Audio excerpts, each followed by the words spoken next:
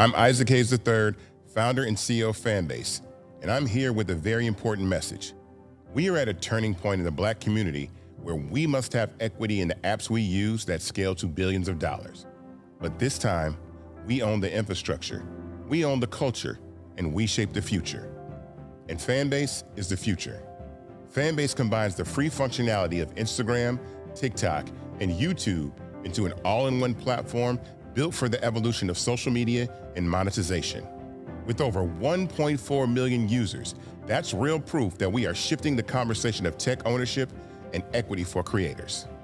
So right now, I want you to go to startengine.com/fanbase and invest today. The minimum to invest is $399. That gets you 60 shares of stock in Fanbase at $665 a share. This marks a turning point in Black ownership of social media. If we don't take this opportunity to own social media right now, we will always be customers to our own creations. And that can't go on. So once again, go to startengine.com/fanbase and invest today. We must own the platforms where our voices live, our stories matter, and where our culture drives the world. Thank you.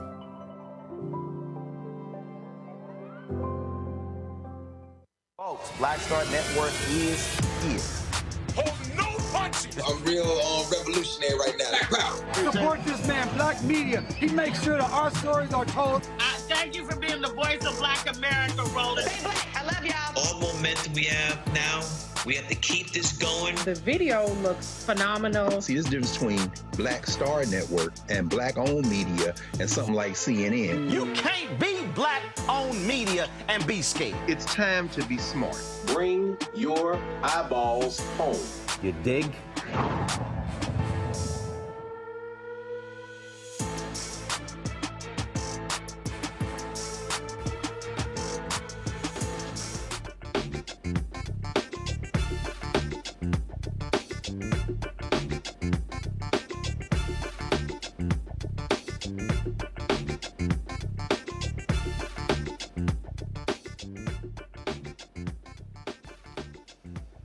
Folks, today's Thursday, October 30th, 2025, coming up on Roland Martin Unfiltered, streaming live on the Black Star Network. We're here at AfroTech in Houston, the George R. Brown Convention Center. We'll hear from experts talking about how technology can help you with your budget. Also, the issue of mental health. We'll also talk to Ryan Wilson, of course, with The Gathering Spot, talking about how do we build and grow Black-owned businesses. Cybersecurity is a huge issue. How to protect yourself from being scammed. We have all of that on today's show. Plus, I took a tour of the Expo Hall, got an opportunity to check out these new software, these glasses from Meta as well as Snapchat. We'll show you some of that as well. I'm going to hop out to the plaza behind me and chat with some folks also in about an hour or so. Plus, on today's show, the Donald Trump-MAGA federal government shutdown hits day 30. And we are just a couple of days away from when SNAP benefits will not go out. And isn't it amazing how all these conservatives now despise folks who are on SNAP, which includes a hell of a lot of their voters. Also, critical races happening in Georgia with the Public Service Commission that impacts your utility rates. We'll talk with one of the candidates on the show. Plus, Virginia delegates are also looking at how do they change their districts in gerrymandering. The House has already moved on that. Lots for us to talk about.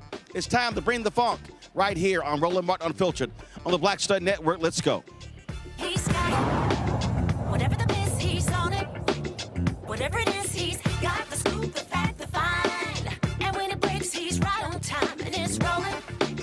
Best believe he's knowing. Putting it down from sports to news to politics. With entertainment just for kicks, he's rolling. It's on go, roll, y'all. It's Roland Martin, yeah.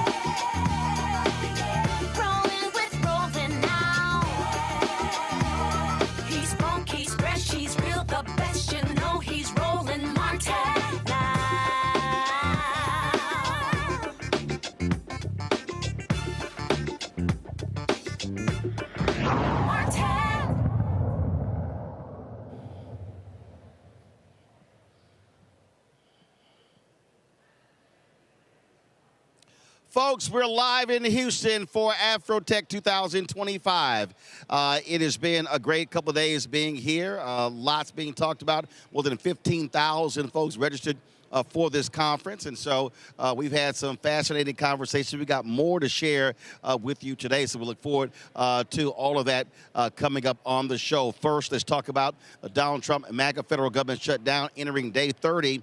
And now we're facing the prospects of those folks who will not have their SNAP benefits beginning on November 1st, which is Saturday.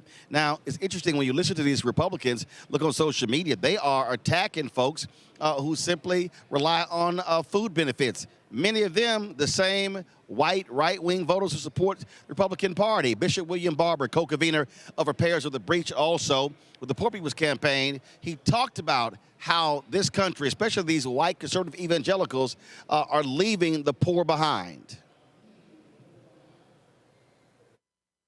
We come here today because our faith demands it. Jeremiah 22 says that when we come to the places of power, we're supposed to say to leaders, rescue the people from the oppressor's hand.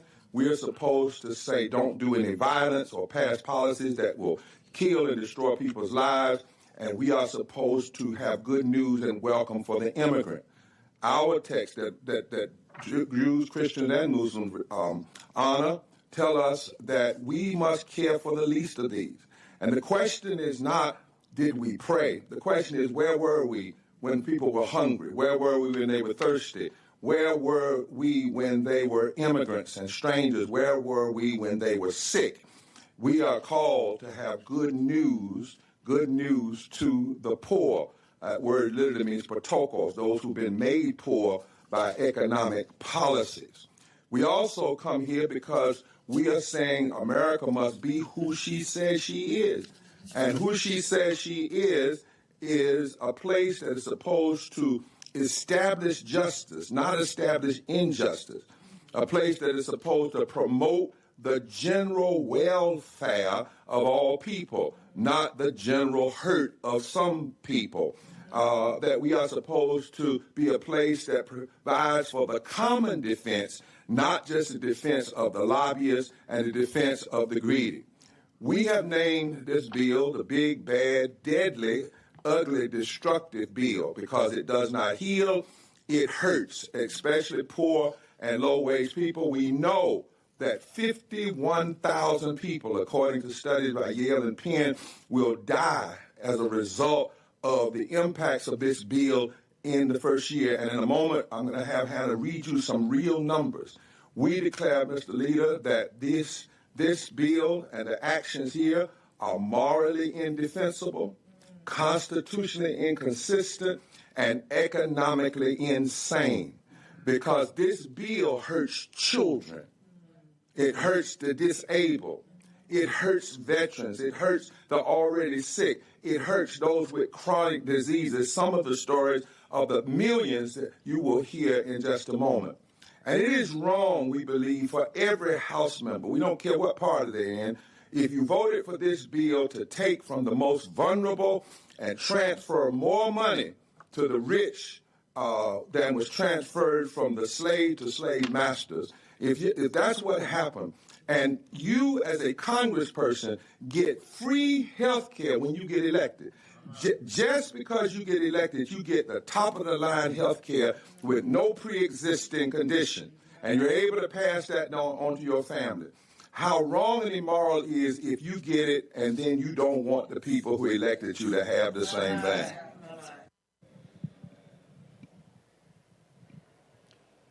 On Monday, Senate Chaplain Barry Black actually prayed for the federal government to shut down to actually end. Let us pray. Eternal God, our King, when our children and grandchildren want to know what we were doing in the 119th Congress during the famous shutdown, may we not have to give these answers. I helped set a new record for keeping the government closed.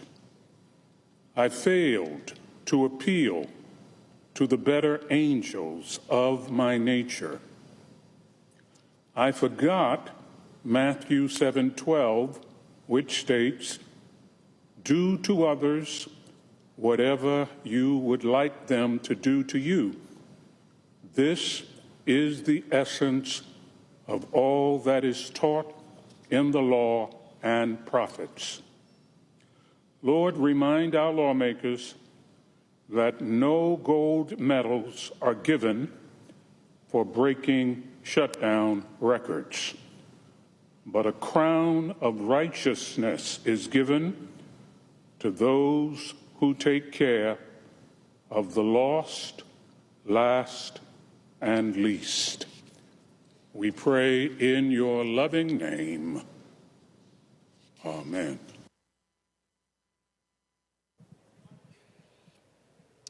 House Democrat leader Hakeem Jeffries called out Speaker Mike Johnson, laying out the real reason why SNAP benefits will not go out on November 1st, which is Saturday. This is day 30 of the Trump Republican shutdown, and House Republicans remain on vacation. They've canceled votes for 5 consecutive weeks.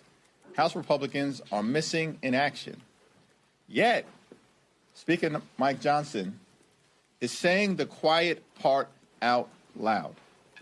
It's extraordinary that earlier today, Mike Johnson admitted that Republicans are willing to starve hungry children in this country and take away SNAP benefits starting on November 1st so they can pressure Democrats into gutting the health care of the American people.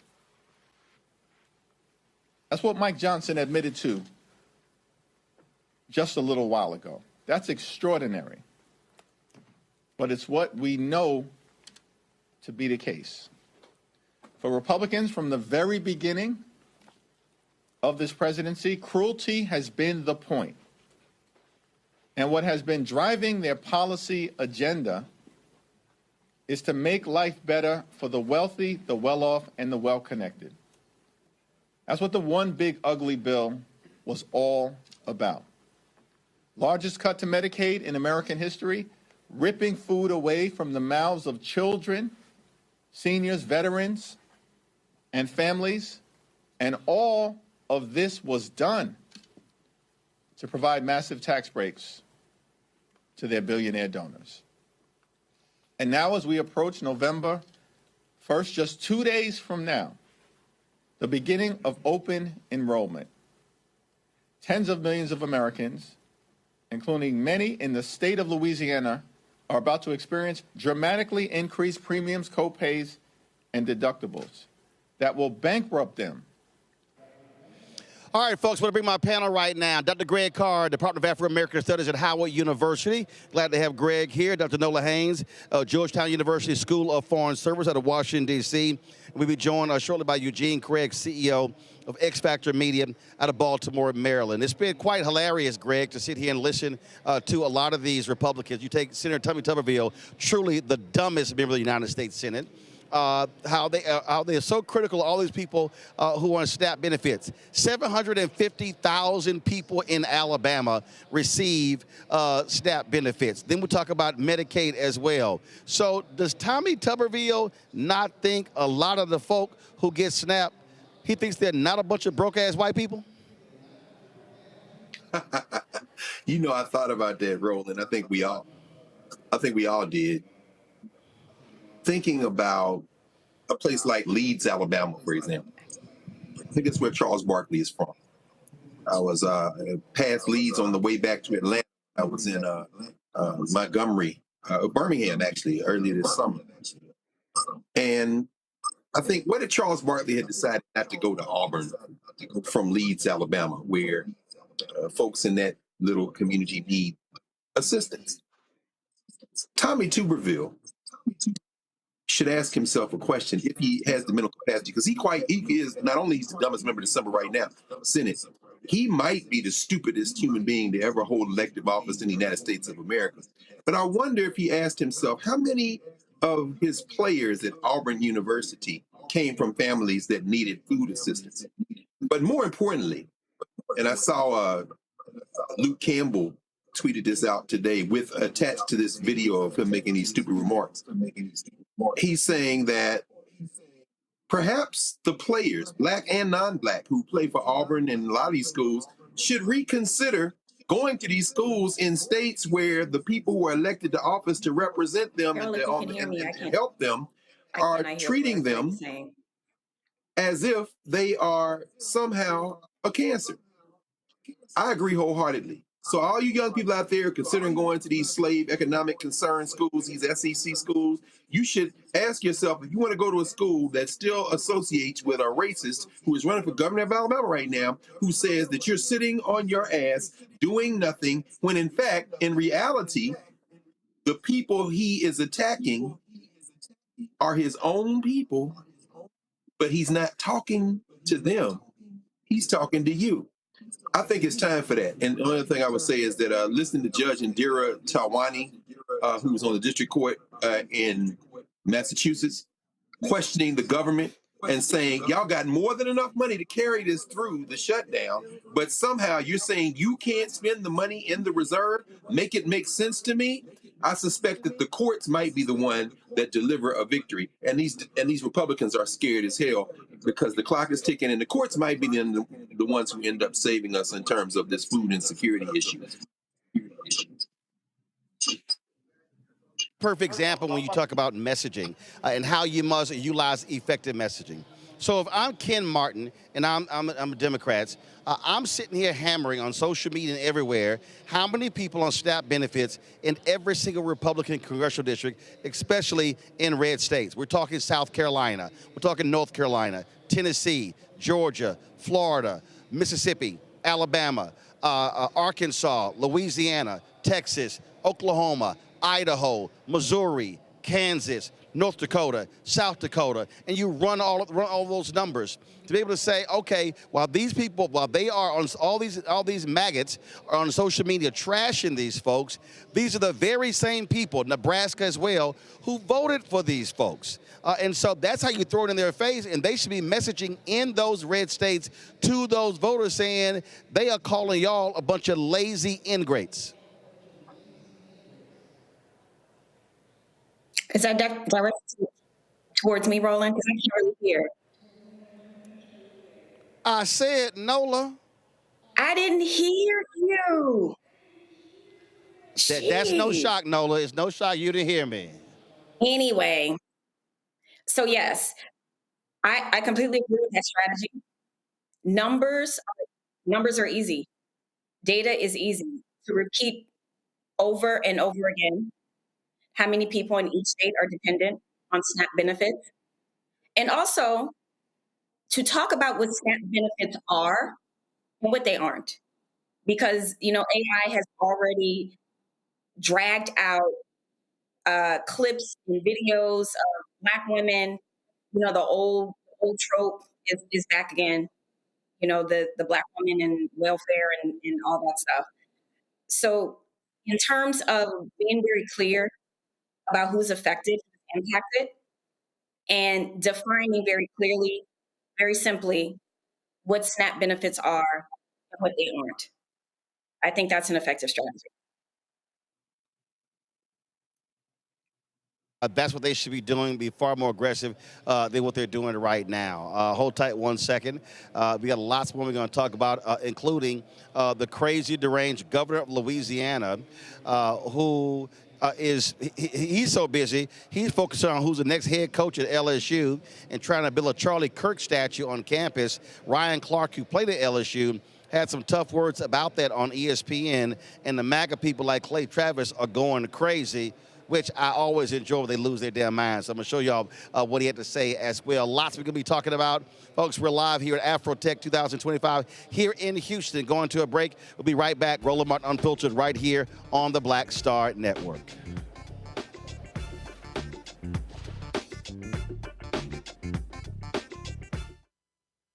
In the military, I gave orders, and they went a lot further than they do around here. If there's one thing I've learned as a mom and foster parent of more kids than I can count, Investing in their future isn't a choice. In Richmond, I'll fight for Stafford's fair share for our schools. Smaller class sizes, better teacher pay, and more vocational training. I'm Stacey Carroll, and I'll fight to get our kids' future in order. Nicole Cole knows the cornerstone of a successful life starts here. Virginia Public Schools gave Nicole an excellent education. They helped her become a small business owner, family financial planner, mother, and community leader. Now, after 4 years on the Spotsylvania School Board, Nicole is running for delegate to meet the needs of all students. As our delegate, Nicole will fully fund our schools, raise teacher salaries, and help graduating students stay in our communities. Nicole Cole for delegate. For us, for our future. As a pastor, I hear a lot about trips to the doctor, bills piling up, jobs being lost. So as your delegate, I went to work writing laws that protect families, helping parents care for their disabled children, capping insulin costs, lowering prescription prices, and investing in our police and schools. I'm Josh Cole, and as your delegate, I'm working to keep us strong and safe. Hi, I'm Lavelle Crawford. I ain't wearing a bow tie today because I wanted to breathe. And you're watching Roland Martin Unfiltered.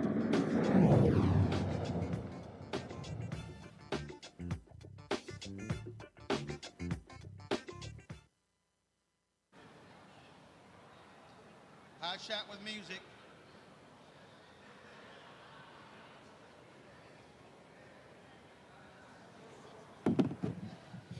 All right, folks, welcome back. We are here in Houston at AfroTech 2025.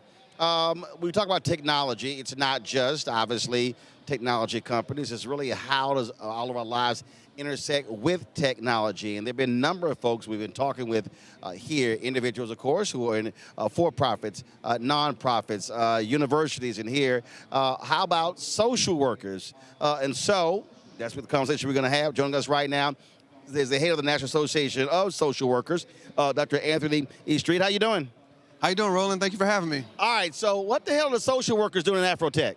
So it's interesting, right? So as social workers, we are the largest providers of behavioral services in the United States. So as we're thinking about mental health and the way that people interact with technology, it makes it important for us to be at this space to really think about how we're designing technology and making sure that it maintains that human-centered approach. So what type of things have y'all been involved here, discussions y'all been involved here at AfroTech? So we had a main stage conversation on the innovation stage with myself, the CEO of NASW, the CEO of APA, Arthur Evans, and the CEO of NAMI, the National Alliance on Mental Illness, to really talk about the full spectrum of mental illness and how technology should be incorporated as a preventive method, but also intervention. So take that, just take it from here to those social workers. How are y'all working as sort of the bridge as well for them to integrate technology into their work? So we look at it from a policy standpoint, but also a practical standpoint. So the more that we are thinking about telehealth, the use of virtual reality, the use of augmented GPTs, and how people are engaging with them, it really does give an opportunity for us to be on the front end of that design. So really in prevention, making sure that people understand the risk of engaging with technology and using GPT for like companionship and therapy, but also how can we use VR as a way to help somebody with exposure therapy or PTSD? Where are they doing it well? That's a great question. So there are a lot of technologies out there that do really well on prevention and teaching people around meditation and yoga and those preventive kind of measures. We're also looking at technologies that get into the treatment and intervention. If there's an intervention out there or a technology out there that does CBT, which is cognitive behavioral therapy, 9 out of 10 times it's going to have positive effect on the mental health of anybody using it. For that social worker, they may be overburdened. They may have lots of clients that they're actually dealing with. And so in terms of a ratio, are people seeing folks directly, individually, or are you seeing an increase in virtual? So we've definitely seen an increase in the use of virtual therapy and telehealth as a result of COVID. And so more people are doing it and looking at ways to have access. So that is one of the things that we're trying to see is like when people do it, how do we do it well? And also, what are those policies that kind of govern it, right? And so as they're rewriting the rules for Medicaid and Medicare, right now there's a requirement that there has to be one in-person session for every 6 months. That doesn't take into account those individuals that live in rural areas where they have to travel far to obtain mental health. And so we're advocating constantly to try to increase access to mental health care, but also making sure that mental health care is accessible to everybody. You talked about Medicaid, and again, that means that y'all are impacted by this government shutdown. Absolutely. So as social workers, one of our largest employers of social workers is the Department of Veterans Affairs. And so social workers are impacted, but also those clients that we see in veterans and different communities are impacted because they're not able to access their benefits, they're not able to access health care in that space. And so we have to really continue to advocate and create a space for more conversation around these harmful policies. Of course, what that also does is that drives up stress levels and things along those lines for those folks. Absolutely. Last question for you, and that is, what role are you also playing as folks are developing technology? How do you want them to be utilizing your expertise on the front end versus the back end? Yeah, so I think that's a great question. One of the things that we are looking to do down here is partner and make sure that as we're thinking about technology and innovation, that it has to remain human-centered. I think the second thing that I want to say is that, equity and diversity have to be at every stage of development. So the more that we're thinking about how Black people are interacting with technology, we also have to make sure that Black people are on the design and development of that technology on the front end, not just on the application end. And lastly, making sure that the development of technology is cross-sectional. Everybody in here has experienced mental health on one part of the continuum or the other, right? And so we have to think about it from a workforce standpoint, but also a utilization standpoint. All right. Well, sounds good. We're certainly glad that y'all are here sharing valuable insight, gaining knowledge as well to bring it back. Last question. How many total members do you have? So we are the largest professional membership organization for social workers. We have about 110,000 members currently and always looking for more. All right, then. All right, Frat, we appreciate it. Thanks a lot. I appreciate you.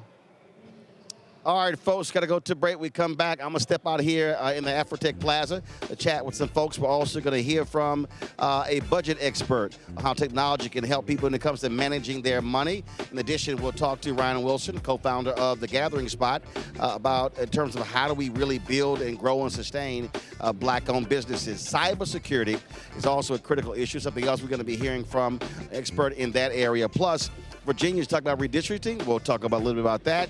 And then, of course, this Charlie Kirk statue on the campus of LSU. I keep telling y'all, these MAGA people, they believe in their own little gods, and we're seeing that play out right now. So lots for us to cover.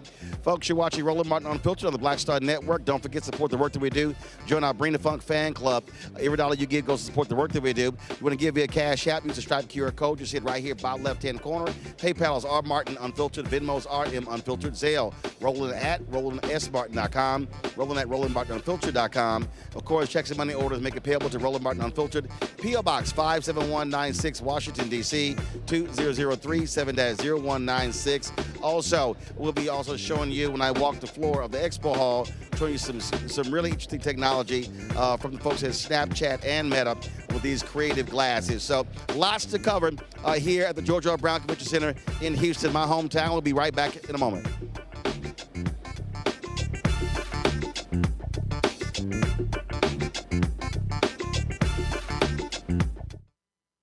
Said the quiet part out loud. Black votes are a threat, so they erased them. After the Supreme Court gutted the Voting Rights Act in 2013, Republican legislatures moved fast. New voter ID laws, polling place shutdowns, purges of black voters from the rolls. Trump's Justice Department didn't stop it, they joined in. In 2018, his DOJ backed Ohio's voter purge system, a scheme that disproportionately erased black voters. Their goal, erase black votes and political power. Yeah, that happened. These are the kinds of stories that we cover every day on Roland Martin Unfiltered. Subscribe on YouTube and download the Black Star Network app. Support fact-based independent journalism that centers African Americans and the issues that matter to our community.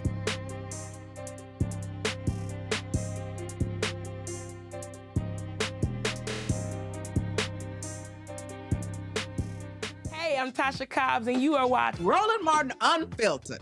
But I need a little filter. I need something. Blow me out. Make me look 35.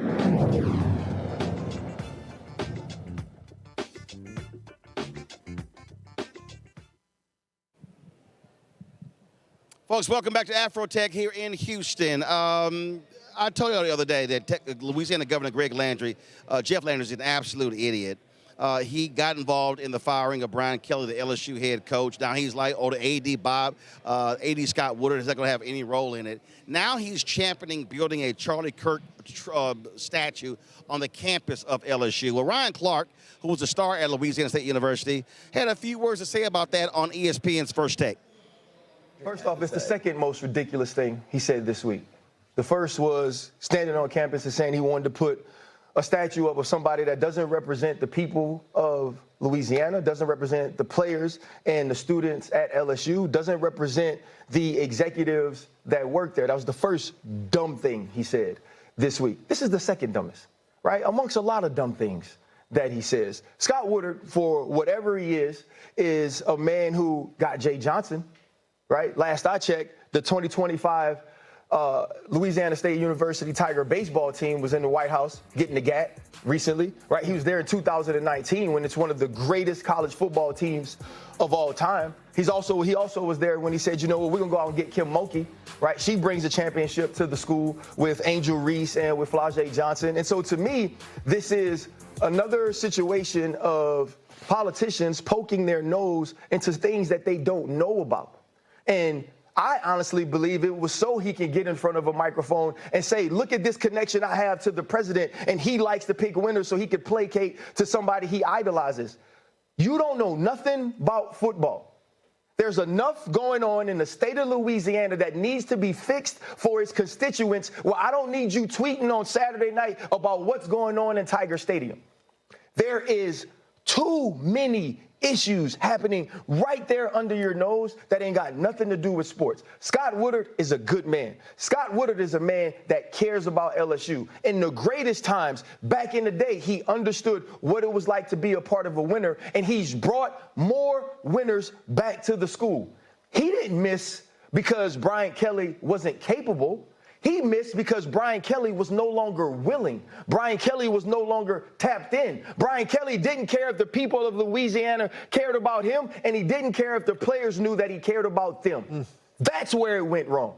Not in picking a man who was the winningest all-time coach in Notre Dame history. And so for me, it's emotional, clearly, and it pisses me off, but Scott Woodard deserves to pick the next head coach, and the governor should stay out of it.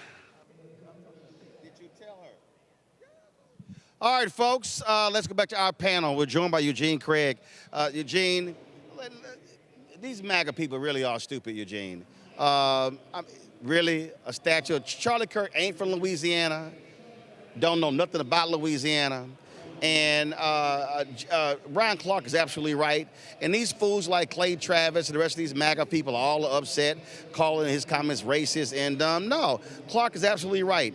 We're talking about a broke-ass state in Louisiana, and Jeff Landry should be spending more time on the issues in Louisiana and stop focusing on damn LSU football and a dumbass statue. Listen, you're dealing with a couple. You're dealing with a couple situations. First and chiefly, Republicans, MAGA world, they're doing a lot around this whole around Charlie Kirk. You got DeSantis and the Florida General Assembly mandating that every college and university dedicate some streets to him. You got, Landry, Governor Landry here, want to dedicate statues to him. I say all the time on another platform, the closest thing some people get to God is being a victim that can't be questioned. And that's what they're doing with Charlie Kirk right now. He's a victim that can't be questioned. And so they're literally trying to make him turn from God. And the thing is this, what he did when he was on this earth was the antithesis of a lot of the communities, the constituencies, and the institutions that they're trying to force to recognize him and acknowledge him. I would also say that the governor, yes, he has a lot of issues to deal with well before it gets to LSU football. I think LSU and LSU football probably take care of itself. And the thing is, it's also, as these folks are supposed to be small government folk, right? Small government conspirators. I think it's about right that you let LSU handle LSU's issues on their own. For a very long time, Republicans preach government close to the people is best. So let the AD and let the universities find their next book. Stop trying to micromanage. These crazy MAGA folk, Nola, they really think that Charlie Kirk was on par with Reverend Dr. Martin Luther King Jr. They think this dude is an actual saint. They are outside, as Denzel said, Remember the Titans, you are outside your mind. Absolutely. And the way that they are trying to make actual racism a non-thing is a part of this that really gets to me. And what I see, this is just signaling, weighing in on what's happening at LSU. I genuinely feel that the governor is doing this because, first of all, he's trying to get the president's attention. And he's also trying to signal that, he's connected. He's talking about this issue. The president's going to chime in eventually. And then, Daddy Trump will give him a gold star. But this is what our politics is today. Get Trump's attention so Daddy can give you a gold star. And I agree with Ryan Clark. Sports are too inundated with these sort of personalities, with these people who own these clubs, who have allegiance to the Republican Party. Right. And then that then filters into the way that business is done, where actual Black men regarding football, basketball, are out there putting their bodies on the line for their schools and their football clubs and all these things. What does that say to them when you want to erect a statue of someone who wasn't ostensibly racist? He was. And to make that seem like that's free speech, to demean and diminish the impact of some of the things that he said, basically is just saying Black folks, oh well. Just like the country just wants to let in white people from South Africa. All of these actions are blatantly racist. The thing for me, Greg, he literally said, let's erect this statue as a symbol of free speech. Like I said before, how about you just do a statue of the First Amendment? I think that's probably the most prominent way to commemorate the free speech. Yeah. I'll be very clear about what I'm about to say. I embrace them putting a statue of Charles James Kirk up in Baton Rouge at LSU. I absolutely embrace it. And I'll tell you why. The good brother Ryan Clark is an example of just how far we have regressed since the days when Paul Bear Bryant, late of Texas A&M and then the University of Alabama, saw his team defeated by a USC team that featured Sam Bam Cunningham, the brother of Randall Cunningham.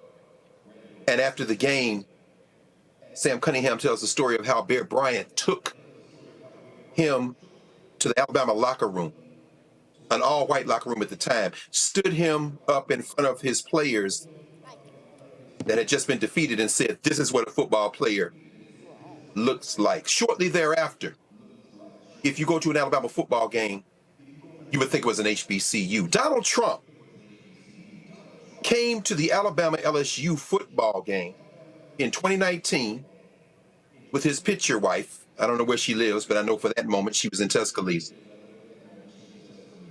And got a standing ovation from the crowd.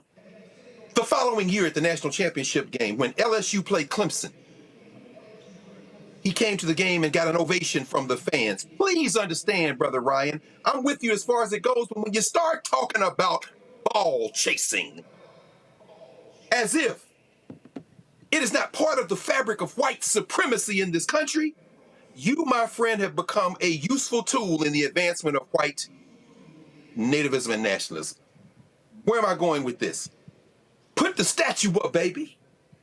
And if you are a basketball player, women's or men's basketball, if you are a volleyball player, women's volleyball, if you are a track athlete, if you are a football player, black or non-black, you should then say, I will not play at Louisiana State University. I will not play at Alabama University or Auburn University or the University of Tennessee or the University of Georgia. You see, what you got to understand is that sports is at the heart of white supremacy in this country. Ever since they had two black men slapping the hell out of each other on a plantation at the roots of boxing. I want a statue of Charlie Kirk up. Because if you remember what happened the night before James Meredith integrated the University of Mississippi, it was the governor of Mississippi, Ross Barnett, who led the pep rally for segregation as they waved the Confederate battle flag. And if you know about Ole Miss, you know that while those black players continue to feed the maw of Mississippi, they have a statue of James Meredith on that campus that was found wearing a noose. And the young American Negroes continue to chase the ball up and down the field for Ole Miss.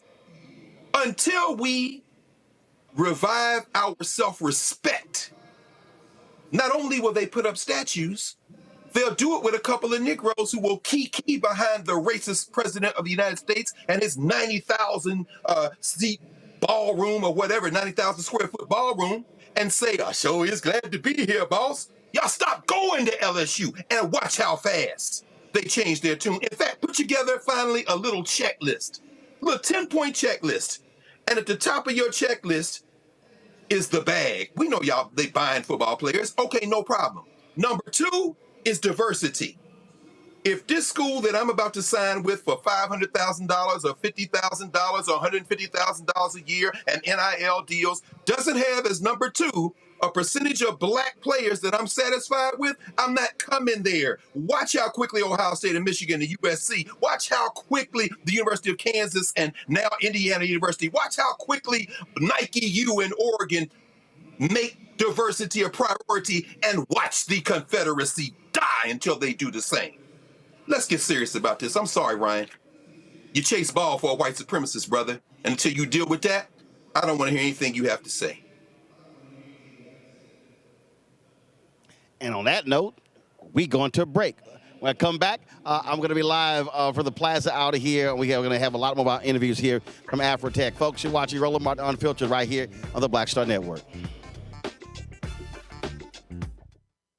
This week on The Other Side of Change. Book bans, anti-intellectualism, and Trump's continued war on wisdom. This is a coordinated backlash to progress. At the end of the day, conservatives realized that they couldn't win a debate on facts. They started using our language against us, right? Remember when we were all woke and the woke movement and all that kind of stuff? Now everything is anti-woke, right? When we were talking about including diversity, equity, inclusion, and higher education, now it's anti-DEI. All this are efforts to suppress the truth because truth empowers people. You're watching The Other Side of Change only on the Black Star Network. If in this country right now, you have people get up in the morning and the only thing they can think about is how many people they can hurt, and they got the power, that's the time for mourning. For better or worse, what makes America special, it's that legal system that's supposed to protect minorities from the tyranny of the majority. We are at a point of a moral emergency. We must raise a voice of outrage. We must raise a voice of compassion. And we must raise a voice of unity. We are not in a crisis of party versus party. We are in a crisis of civilization, a human rights crisis, and a crisis of democracy itself. And guess what? You've been chosen to make sure that those that would destroy, those that would hate, don't have the final say, and they don't ultimately win. Next on The Black Table with me, Craig Carr. Why the America we live in today is not what the founders intended or what they outlined in the Declaration of Independence and even the Constitution. Professor and author Kermit Roosevelt will join us to talk about his book, The Nation That Never Was. how history was misinterpreted, the intent and realities of America's beginnings, and missed a much better story in the process. So if you have to pick some group to marginalize, I think it should be the people who are against equality. That's next on The Black Table, right here on the Black Star Network. This week on A Balanced Life with Dr. Jackie, we're continuing our series of putting in the work, A Chef's Journey. Are you an aspiring chef? Someone who already has a business, trying to figure out what your next steps will be, who to talk to, and how to get there? Well, on this week's show, our great guests and wonderful chefs will talk to you about what it means to discover your purpose, your why of being in the kitchen, and then knowing how to put a business together. The menu controls everything. The menu determines everything. But the business plan is where you have to go back to. When you get into the business, at the end of the day, you know, social media and TV, all of that stuff is cool, but you still have to run a business. You still have to be in relationship with people. That's all next on A Balanced Life with Dr. Jackie here on Black Star Network. They said the quiet part out loud. Black votes are a threat, so they erased them. After the Supreme Court gutted the Voting Rights Act in 2013, Republican legislatures moved fast. New voter ID laws, polling place shutdowns, purges of black voters from the rolls. Trump's Justice Department didn't stop it, they joined in. In 2018, his DOJ backed Ohio's voter purge system, a scheme that disproportionately erased black voters. Their goal, erase black votes and political power. Yeah, that happened. These are the kinds of stories that we cover every day on Roland Martin Unfiltered. Subscribe on YouTube and download the Black Star Network app. Support fact-based independent journalism that centers African Americans and the issues that matter to our community.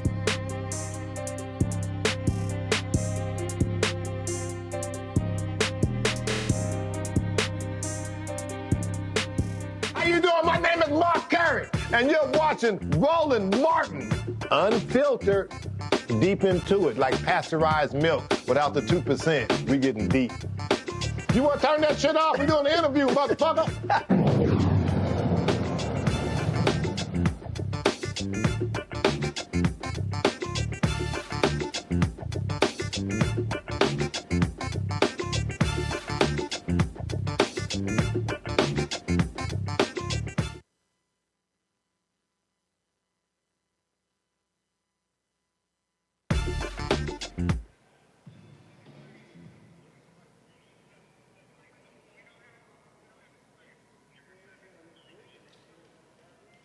It's been the center of activity. You see, you got all the couches out here. You see folks out here just chilling, relaxing. You got the Lexus tent over there, and then of course you've had all these other different vendors out here. You got all the food trucks that are down there as well, and so it's been a whole lot of activity that's been going on. So you know what? Let's just talk with some people who are here and see what happens. How y'all doing? How's it going? You're good? We're live on TV right now. So let me ask you, first of all, who are you? Where you from? I'm Deja. I'm from Charlotte, North Carolina. My name is Olivia. I'm from Alexandria, Virginia. Cool. So tell me about this year's AfroTech. Your thoughts on it? I love the inclusivity in a space where we usually don't have this type of representation. So that's been exciting. Yeah, and it was great. I got to meet with coworkers. I'm a fully remote employee, so it was wonderful to just meet people in person for the first time and connect and just be around all the energy. Gotcha. Your biggest takeaway, your number one thing that leaving here that would drive you, I say, over the next 362 days. Wow. Well, shout out to Sandra Crespo. She actually did a session here on neurodivergency as a leader. And again, that's also a very underrepresented sector in the industry that we work in. And so I am taking away that people who have diagnoses like ADHD, those are things that are not seen as deterrent from becoming a leader. Those are things that you can use to leverage yourself into a space that ideally people don't fit into. And I think for me, it's to question things, stay curious, ask questions. I listened to a speaker this year and last year who said, if you have a question, it's probably because you have part of the answer too, so stay curious and keep asking. So, yeah. All right, I appreciate it. All right, y'all take care. All right, then. All right, enjoy. Let's go on down here, y'all. Let's check with, what's up, guys? How you doing? What's your name? Quentin. Where you from? Pittsburgh. How about you? My name's Hassan. Say it again. Hassan. Where you from? From Pittsburgh. All right, then. Just give me your thoughts on this year's AfroTech. It's my first time as well as Hassan's, and honestly, it's a very, very good event for my first time too, because I made a lot of connections, and I'm in college. Where? University of Pittsburgh, and I'm very happy I got to be here. It's a blessing because I made a lot of connections and learned a lot. So yeah, and I plan to go next year as well. It's here next year. Yes. Yeah, there you go. There you go. How about you? He downplaying it, man. This is lit. Being with my people, being with all my people here. I've never been to an event like this with a whole bunch of black people who's interested in the same things, you know, tech. Network with a lot of people. Got a whole bunch of like internships and job offers lined up. So yeah, without this event, I don't know what I'll do. This is a good opportunity for young black people. All right. Yeah. I appreciate it, bros. Y'all take care. Thanks a bunch. All right, let's go on over here. Now, these folks, they stand in line for photos, y'all. So let's go ahead and holler at them. All right, since all y'all just waiting on photos, y'all ain't got nothing else to do. I'm going to ask y'all a couple of questions. What's your name? Where you from? Yolanda Collins, and I'm from the Bay Area. Cool. How about you? Simone Austin from Durham, North Carolina. Cool. And your thoughts on this year's AfroTech? Absolutely amazing. Absolutely amazing. I love it. It grew from over the years. I've been following AfroTech for a long time. And how many times have you been to the conference? 3. 3. Yes. This is my first time, so I was very blown away. It's a lot of people here, so I'm looking for a job, and it's been really good. I met a lot of great recruiters, so it's a fun time. All right, cool. Sounds good. I appreciate it. Thanks a bunch. All right, how about y'all? Where you from, bro? I'm from Seattle, Washington. Gotcha. My name is Abdul Hakeem Zongo, but I just go by Hakeem. First time at AfroTech, or you been here before? It's my very first time out here. All right, so tell me about it. It's going great. It's a lot of networking opportunities, a lot of businesses that you can connect with. I love it. I'm going to probably be here next year, too. All right. Sounds good. All right, how about you? Oh, my name is Monte from Houston, Texas. Yeah, AfroTech's been cool. Your first time? Yeah, first time. Okay. Yeah. What stands out in terms of what you learned here? Probably just meeting different types of people from different types of walks of life. You know, some people established, some people trying to get to where they want to get in life, and then, yeah, different states too. So, you know, just not encapsulated in Texas or Houston specifically, but just meeting all sorts of people. All right. How about you? I'm Jalen. Hold on, bro. Oh. No, we're live on TV. Hold on. Hold on. I'm Jalen. I'm from Houston. It's my second time here. Fun time always. Great networking with people. That's all I got for y'all. That's all you got? All right, cool. How you doing? Isaiah. I'm originally from South Bend, Indiana. So Boilermakers stand up. One thing that stood out to me is just taking away unapologetic nepotism. So just making sure we lift as we climb and we practicing black excellence. Okay. Yep. All right, bro. I appreciate it. Thank you, man. All right, then. All right, you're here at AfroTech. It's your first time. What's your name? Where you from? That's not my first time. It's like the third year. But my name is Bo. I'm from Dallas, Texas. And what was the other question? You said it's your third year at AfroTech. Yeah. Just your thoughts on this year's edition. Yeah, it's pretty cool. It's pretty cool. You know, I always love the expo. You know, time to get out there, network, meet new people. For me, it wasn't even about, you know, job hunting or anything like that. It's just meeting a lot of cool people in tech, you know, and things like that. Okay. But I was trying to get you because I'm Payo, man. I got you, but I'm also live on TV, bro. I feel you, but it's like I'm also working. I got you. All right, then. Hey, how you doing? I'm good. How are you? What's your name? Where you from? Kanisha Aiken. I'm from Houston. H-Town. First AfroTech? First AfroTech. Your thoughts on it? Amazing. We'll be back every year. Gotcha. So what stood out? What was it? The community, the information, the community more than anything. Just there's a sense of innovation, creativity, and community. Okay. Yeah. All right, sounds good. Yeah. Well, it's back here next year for the 10th anniversary. I heard. I'll be here, without a doubt. All right. Yep. Sounds good. Thank you. I appreciate it. Let's see here. I'm going to chat with, let's see here. I'm going to grab these two right here. Hey, what's going on? How you doing? What's your name? Lawanza Quince. Cool. What's your name? Akira Calico. All right, then. So, first AfroTech, or you been here before? Before. Gotcha. Yeah. How many years? You were there last year? Yes, sir. Okay. How did you enjoy this year? Oh, I think it's phenomenal. It's a real good opportunity to socially and professionally network with your peers. How about you?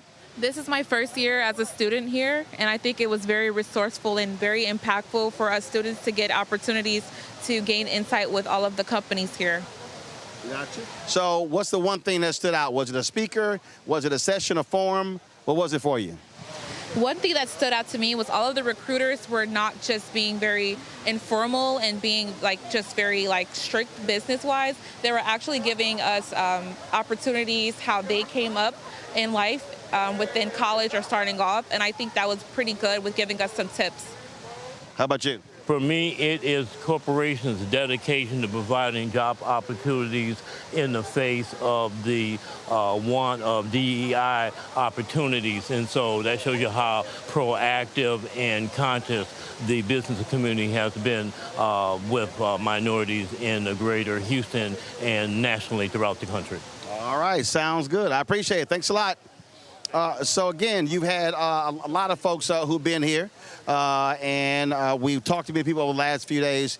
And understand, as we said, what you've got is you've got a lot of corporations that were here last year that did not come back this year, this whole anti-DEI deal. And so we need to make sure that the people who did not support this conference, also not supporting other black conferences, other expos and things along those lines, we need to be calling those folks out because, again, they want us to continue to use our money to support them. They should be supporting us as well.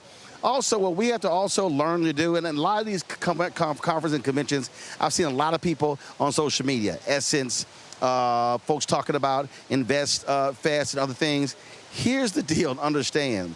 One, there are very few mass gatherings of African Americans, events like this here. The ability to be able to come to a place to connect with peers, other professionals, is hugely important. And so I think we need to be mindful of that when a lot of people are running their mouths about, well, it wasn't this, it wasn't that. The question always, what have you put on? What have you actually done?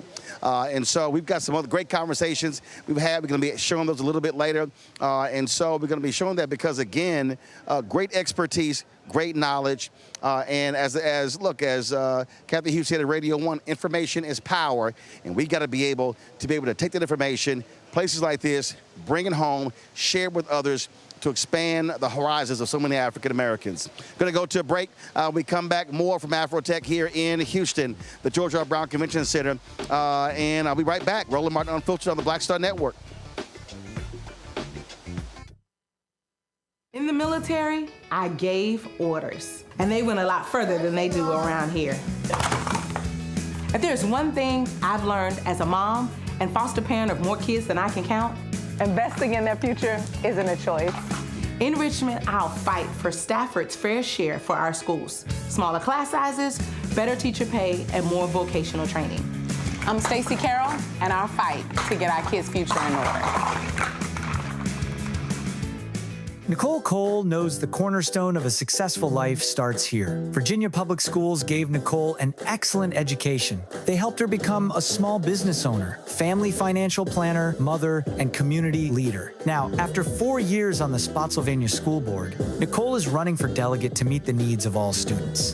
As our delegate, Nicole will fully fund our schools, raise teacher salaries, and help graduating students stay in our communities. Nicole Cole for delegate. For us, for our future. Josh Cole became a pastor and delegate to serve his community. That's why Josh is fighting to lower costs for families hurting from inflation and make sure we can all afford quality health care. But Sean Steinway has embraced his MAGA backers who support Trump's mass firing of federal workers and the MAGA plan to ban abortion with no exceptions. We deserve better than Sean Steinway. I'm Josh Cole, candidate for delegate, and I sponsored this ad. Hatred on the streets, a horrific scene, a white nationalist rally that descended into deadly violence. White people are losing their damn minds. as an angry pro-Trump mob storms the U.S. Capitol. We've seen Shutdown. We're about to see the rise of what I call white minority resistance.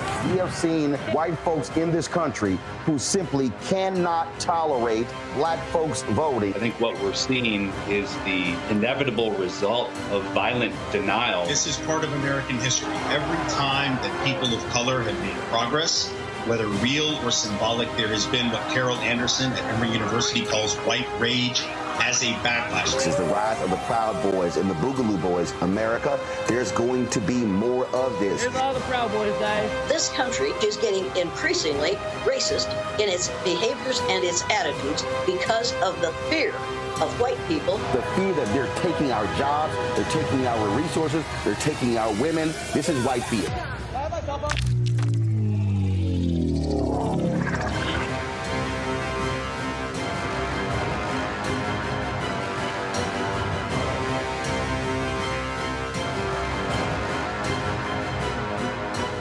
Hi, my name is Freddie Ricks. I'm from Houston, Texas. My name is Sharon Williams. I'm from Dallas, Texas.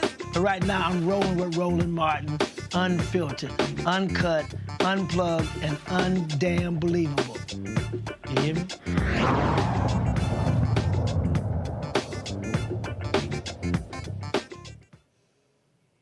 Folks, we've told many of you elections are critically important, every single election. And in Georgia, they have races for the Public Service Commission. This is going to be on Tuesday, okay?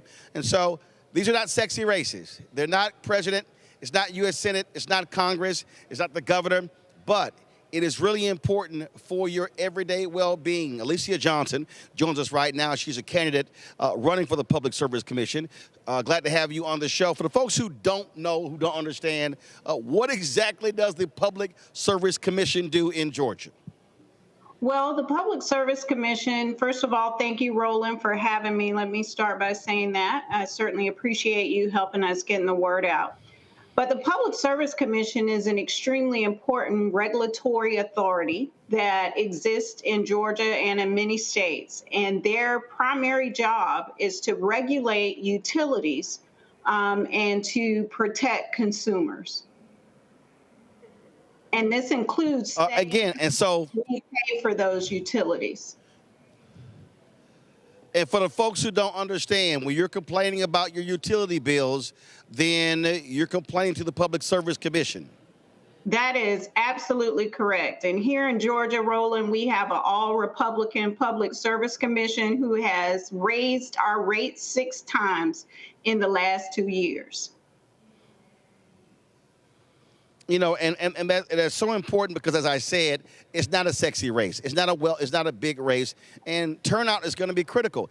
This is a perfect example of what I keep saying, that if black folks in Georgia, if we vote at 70% of our capacity, then we can put folks like you on the Public Service Commission. Absolutely, absolutely. To your point, it's not a sexy race, and a lot of people don't even realize what the Public Service Commission does. So this race is extremely important. Here in Georgia, 47% of our population is asset limited, income constrained, working families. If we look in rural communities, that goes up to 52%. And when you crisscross urban areas like the city I live in, Savannah, childhood poverty jumps up to 80% in some of those cases. So every day, families are making choices between their power bill and prescriptions, their power bill and food. And now with the issue with SNAP, it's going to be even more crucial that we have people in elected offices and elected positions who understand that good public policy is not red or blue policy, but good public policy is people-centered policy. And we have to begin to put people over profits. Questions from our panel. Nola, you first. Thank you so much. This time in our country, I can't really stress how important it is to get people out to vote. We talk so much on this show about voter turnout. So what is that looking like as we are going into these special elections? What is voter turnout? Yeah, we can do far more with voter turnout. We have done an amazing job given what the context usually looks like for some of these smaller special elections. We're about at between 5 and 6% overall in the state. And with a little over 200,000 folks having already voted. We know that in portions of our state, municipal elections are going on, so we expect greater turnout in those areas. But we need to get the word out. We need to mobilize people as much as possible. We've been on the phone, we've been texting, we've been mailing, we've been, of course, doing media interviews. We've been out across the state canvassing. We've been talking to communities and trying to get the word out so that we can teach people that they are literally advocating for themselves from self to system every time they take a vote.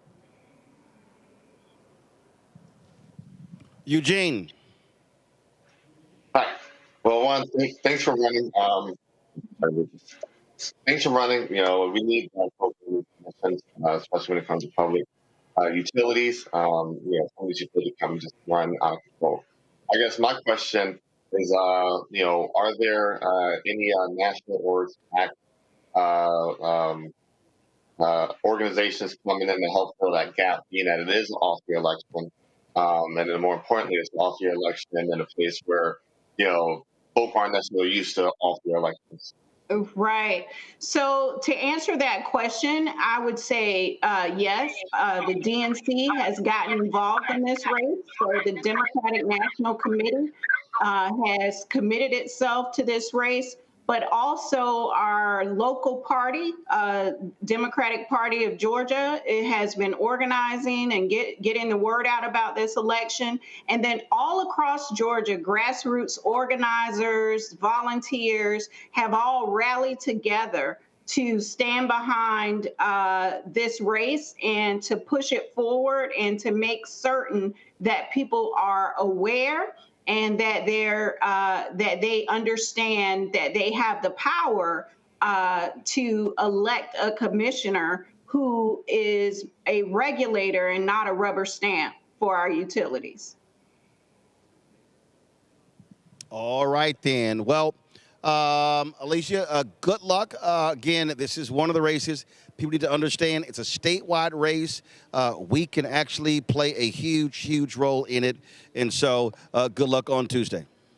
All right. Thank you, Roland, and thank you for having me tonight. I appreciate it. Thank you so very much. Folks, I am looking over some, give me 1 second. I'm looking at, lots of changes happening at CBS in this just in. Variety is reporting that Gayle King will be departing the CBS morning show next year. Of course, Barry Wise took over as editor-in-chief.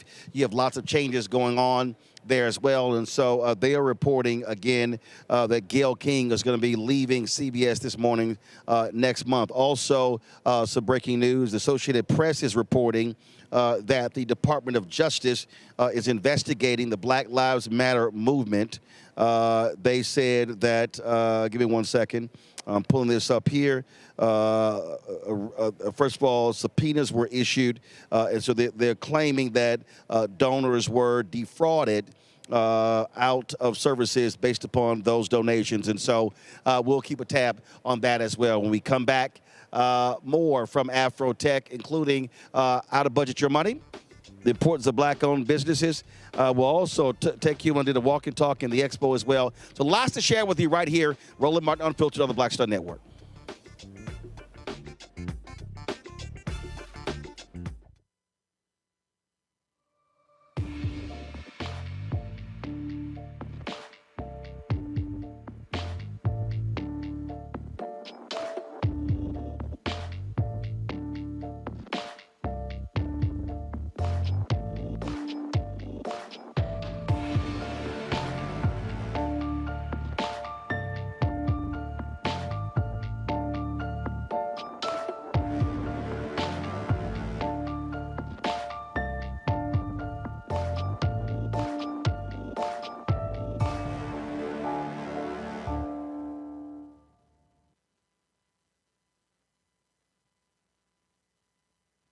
What's good, y'all? This is Doug E. Fresh, and you're watching my brother Roland Martin Unfiltered as we go a little something like this. Hit it.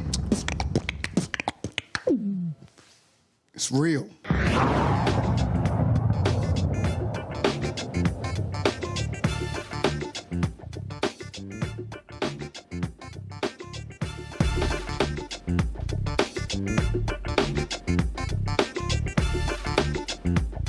Tech in Houston. Been having some great conversations. We want to share more of those with you. And a great conversation with a high-ranking exec at Google talking about their Pixel phones. And, of course, we had a little fun. Consider y'all know I'm Team Apple, and she's Team Android. Check this out. All right, Adrian, let's talk Google phones. So, y'all, we're sitting here getting ready to do the interview, and Ben Crump calls me, and she's like, you really should have a Pixel phone. It really is the best phone. It is superior. She was being extremely shady with that. I'm just here to tell the truth. So it's on the table. I'll let it ride. So how is the Pixel phone the best? The Google Pixel phone. So first of all, I lead marketing for the Google Pixel organization, and there are so many ways. So you might want to just start by saying the winner of the best phone, which is like judged by technical experts, best phone 2 years in a row, Google Pixel. Okay? It is. But how is the best? What does it do? From a technology perspective, the camera is the best camera in the business. And you can do, when you start to add Gemini, if you start to integrate what Gemini can do for your camera. So we've always been the best camera. Who's I Gemini? think you know that. So we got Gemini, we got Aquarius, we got Leos. So I'm a Scorpio. Our generative AI is called Gemini. Now, what is true is y'all gonna name AI something I call Scorpio? Yes, I got You know Scorpio. what, I'm a Scorpio, but the answer is Gemini.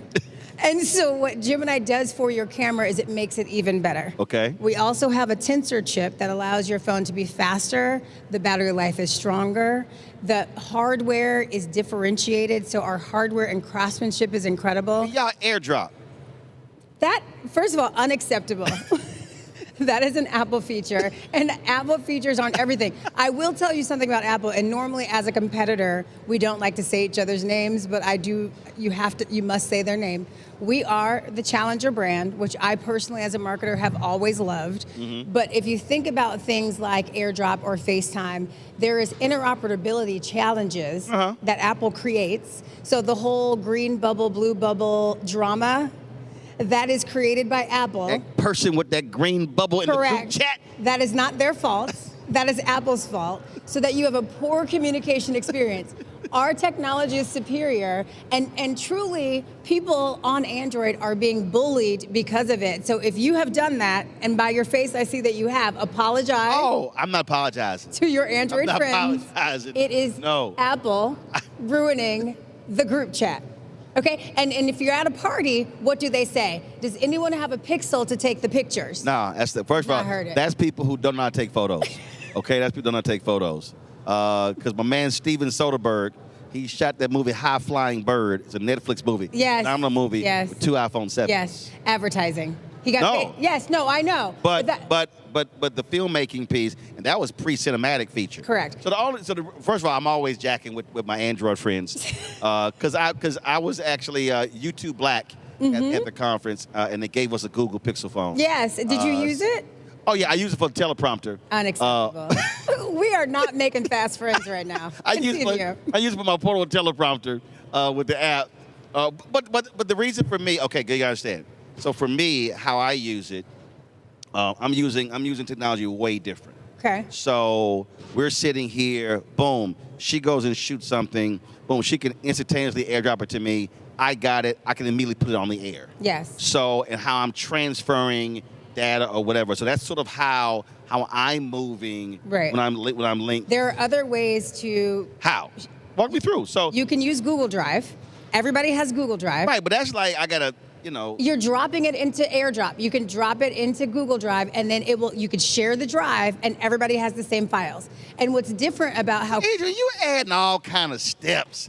You adding steps. See, sometimes I'm looking at speed. Okay, but efficiency. but what we like to look at is speed, efficiency, but quality. And I guarantee you the content you're capturing on that phone, and I'm sad my Pixel is not on this table. Yeah, where your Pixel? The content, it's right there. The content that you're getting on your bring phone that Pixel over here. Bring that could Pixel over be here. better, but you're choosing to follow the crowd and do what everybody else is doing. And this is not how it strikes me with you, Roland. You strike me as a man that makes decisions on his own. I do. I did not think this was going to be this interview. I'm not choosing to follow the crowd. What I'm saying is, again, you could use this. Okay, you go. And also, aesthetically, it's better. Okay, here we go. It's sleeker. It's smoother. The camera is better. Take my Gemini, case off, all look at that. Look at that. Here. I got a sleek phone. And from an AI perspective, it is integrated into our device because of our stack. So it works faster, it understands you better. And so when you're in Gmail, or if you're in Photos, wherever you are, it knows where you are, what you need, before you even know it. It anticipates your needs. I don't really need AI because I have RSM. So What does Roland Sebastian Martin. I knew it. I don't need That's to. Right. Okay. Most boom. I'm quicker than Google, so it's like we ain't got to search it. We already got. See, when the information is already here, we ain't got to search for it, Adrian. Okay. Noted. See, this speed is way faster. If we did a 6-month test and we came back to this stage and you gave me an A/B test recap, I guarantee you this would be a different. What I'm telling you is, I'm trying to tell how I use. I mean, like literally, if I'm talking about, so I can sit here and take, boom, Shih Tzu something, give me that SD card, pop it in here, pull it right into the phone. I can go right to the air. I'm connected already. Yes, but you do I can do screenplay. I can sit here Can I give you an example? Go ahead. So you know Complex Media. Yes. Okay, so we outfitted all of Complex Media with the Pixel 10 Pro. Complex Media, who wants to act like they black owned, but they're not black owned, or they're just black targeted. But go right ahead. That was I told you shady. Equal opportunity. Oh, my audience knows I'm King Petty. My audience knows I'm King Petty. Okay. All right. So we gave Complex our phone. Right. They're doing exactly what you just said. Okay. It's all an ecosystem. So to not switch just because you're locked in, which is what they do, just because they've locked you into an ecosystem is not a reason. The Complex team's content is a higher grade now. They would tell you that because they're using our devices. They just don't really know how to shoot. See, I mean, I went to Jack Yates High School, Magna School of Communication. Yep. So, I've been doing this since I was 14. Right. So they late. See, if they were taught right at an early age, their stuff would look better. Fair. I'll let the head publisher know. Yeah, let them know. It's them. Yeah, not the phone. Tell them look at Roland Martin Unfiltered, the Black Star Network, see how it's done. Okay, I will do. I will do. So what else? So in terms of marketing, what else are you driving, and how are you trying to? First of all, let's talk about the phones, though. Yeah. How it shoots black people. Oh, I mean, we have a feature. I didn't even tee you up for this one. So what? I told you I don't need the Google stuff, Adrian. What is very special about Pixel, and in all seriousness, Android. So I am new to technology. I came from the sport industry. I was at Nike for many years running North America. I was at Under Armour, Target, Gap, so consumer-led brands. What brought me to Google when they recruited me was the idea of their values and belief system, which is all about equity and accessibility, right? Google's about being helpful to absolutely everyone. And so when you look at the features that live within our device, we are making features so that everyone can see themselves. Got it. And that is something that I have always been very passionate about in storytelling. We need to see ourselves, and it's something that does not happen with a lot of the competitors in the space, but it is something in our make that we deeply believe in. So we have a feature on our device called Real Tone. And I wish I could show you the A/B on your phone versus ours, but it is built to pick up deeper hues, basically black and brown folks, who when you go and you take a picture with your white friends and you see your eyes and your teeth because your camera isn't picking up your beautiful skin tone, Real Tone, only found in Google Pixel and in Android devices, is built to pick up our tone, our color, and make us look as beautiful as we are and feel as proud as we are. See, I shoot some. All my friends are black, and I shoot some. If all your friends are black, you want this. But I shoot some great photos. Oh, Lord Jesus. My lighting is amazing. Okay, but your friends who are not as good as you Oh, they know. would feel the difference. They're like, let Uncle Roro shoot. We know. There is something, in all seriousness, about leading with our values. And this is what Google is about. Okay. We are entrepreneurial. We are always looking for what problem needs to be solved. Okay. And I'm dead serious when it comes to accessibility and equity. Everybody should look good. Everybody should feel good. And it is true that a lot of camera technology is not built to pick up our skin tones. And so you can rest assured with our device, you are going to look stunning. And that is not a line. So here's the whole deal. First of all, it ain't like Apple is not a sponsor. Their CMO won't even take a meeting with me. See? And look at us Which here right now. I told Spike Lee. That whole deal. Tim Cook, you know that too. And so, I have no problem. Shots are fired. I got no problem calling names because I don't have a boss. I own it. So here's what we're gonna do. So we're gonna test a couple of your phones. So I'm gonna give you my information. Okay. Then we'll see what it looks like. Then I'll let you know. We are always game. Anthony will be using one of them as well. And so. So you'll have an ecosystem Yeah. in which you could share content. Yeah. We'll look Call at me and ecosystem. say thank you whenever you're ready, because it is coming. She already had thank you. She already had thank you. So we'll see how that goes. Well, cool. I appreciate it. Thank you. All right. It was wonderful to meet you. Likewise. All right. All right, Adrian, I'm waiting for those Google Pixel phones so I can do a test, see how they work. All right, y'all, got to go to a break. We come back. Ben Crump stopped by our set here at AfroTech. You hear our conversation talking about the Sonia Massey verdict. You're watching Roland Martin Unfiltered on the Black Star Network. Support the work that we do. Join our Bring the Funk fan club. Our goal is to get 20,000 of our fans contributing on average $50 each a year. That's $4.19 a month, 13 cents a day. You want to give via Cash App, use the Stripe QR code. You see it right here in the bottom left-hand corner. PayPal is R Martin Unfiltered. Venmo is RM Unfiltered. Zelle, Roland at RolandSMartin.com. Roland at RolandMartinUnfiltered.com. Checks and money order. Make it payable to Roland Martin Unfiltered, P.O. Box 57196, Washington, D.C. 2003 7-0196. Back in a moment.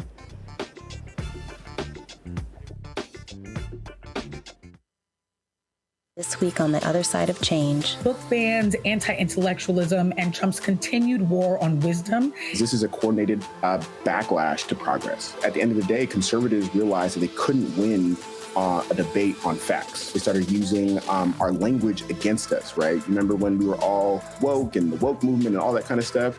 Now everything is anti-woke, right? When we were talking about including diversity, equity, inclusion, and higher education, now it's anti-DEI. All this are efforts to suppress the truth because truth empowers people. You're watching The Other Side of Change, only on the Black Star Network.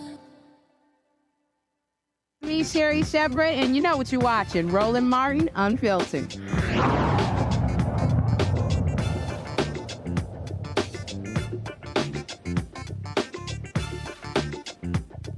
Folks, welcome back to AfroTech 2025 here at the George R. Brown Convention Center. We're joined now by a resident of Houston. He got out of Florida, attorney Ben Crump, coming here dressed like he going to a FAMU game. Go Rattlers. What's up, man? You, man. Welcome home, brother. Absolutely, absolutely. We talked the other day. We got a verdict in the Sonia Massey case. Should have been first-degree murder, but the jury chose second-degree murder. Now the question is whether he gets sentenced 4 to 20 years in prison, will the judge do probation or whatever. And so when we talk about justice, justice is not the indictment. Right. Justice is not the conviction. Justice is also the sentencing. Amen. And Roland, we have to remember this video told the whole story. Yep. I mean, oftentimes we talk about mens rea, what's the mindset of the person when they commit the crime. Well, we don't have to speculate here, Roland Martin. You heard what his intent was on the video. Yeah. He said, I will shoot you in your effing face. You see him come around the counter. Yep. I believe, Roland, because she was so short. Right. And she only weighed 111 pounds. So he said, I will shoot you in your face because they're taught to shoot center mass, but the counter was blocking center mass. Yep. He stepped around the counter, shot her in her face, and then, Roland Martin, he said that he wasn't even going to use his medical bag for the crazy bee. If that's not telling us what his mindset was, I don't know what is. Then he goes on the stand and lies. Yeah. I mean, says she threw the pot at him. I mean, dude, we have the video. Yeah. She doesn't throw the pot at you. Come on. Yeah, and Roland, what's so troubling about it to me is even worse than George Floyd. That was a call saying there was a criminal act. Here, she called the police. They knew there was no criminal activity. Call the police believing there was a prowler. Yeah, and she ends up dead. And it was so hard to sit in the courtroom and watch the video, even though I saw it 1,000 times, sitting in that courtroom, listening to his mother weep and his father talk under the breath while blood is pooling from her head. And I'm looking at those 11 white people and that brother, and I'm thinking, this is clear as day. This is straightforward. It doesn't get any simpler than this. So when they started deliberating for the second day, Roland, I said, oh my God. Oh my God. What were they deliberating between first and second degree murder, or was it second degree and an acquittal? Right. And I was reminded, Roland Martin, who the president is and what they think. Listen, that was I'll never forget, it was either in Connecticut or Delaware.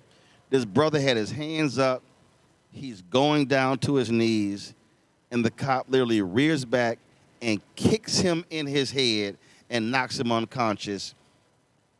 On dash cam video, clear as day, hands up. Brother is not resisting, go to court, he got acquitted. I mean, that's what we're still facing in this country is that there are juries, especially white juries, that are going to give cops every benefit of the doubt. And I still believe, and I've said this numerous times, one of the reasons that these police keep doing this, because they know it's likely they can get away with it. Exactly, Roland. And when you think about Sonia Massey in particular, you have to ask yourself, what was it, how they could justify his actions? I mean, the judge kept out the fact that he had been, fired or transferred for 6 jobs in 3.5 years. That didn't come in. And so you're saying, would that have made them say this guy should be convicted of first-degree murder? I was asked a question, and I said a funny lawyer joke, not to take away the seriousness of the issue. They said, well, Attorney Crump, this is the first time a cop has been convicted of second-degree murder for killing a black woman in American history. How do you think we get that? I said, it's simple. You have a first-degree murder case, and then the predominantly white jury will give you second-degree murder. And we don't take any of this for granted, Roland. Right. That's why I thank you, man. Most people have forgot about Sonia Massey. And if we didn't have black media, black social media saying her name, white mainstream media have forgot about it. It wasn't until the conviction they started covering it. I had a woman come up to me last year thanking me for when I recite names for mentioning John Crawford.